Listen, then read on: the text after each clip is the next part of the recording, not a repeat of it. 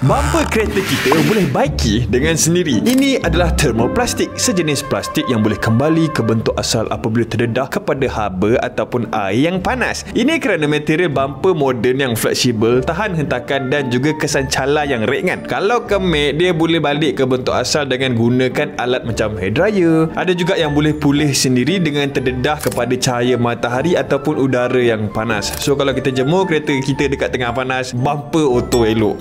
Tapi kalau dah macam terlos tu, kau janganlah expect macam-macam.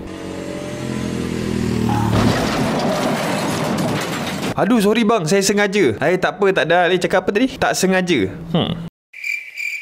Bumper kereta sebenarnya boleh pulih sendiri bila dijemur di tengah panas. Ya. Kamu tengok kereta saya. Sampai saya balik, sepatutnya dia akan kembung kembali. Okey.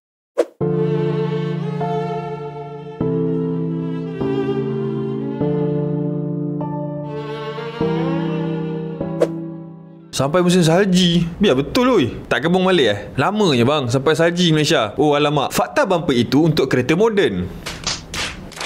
Habis macam mana? Bayar saya RM500.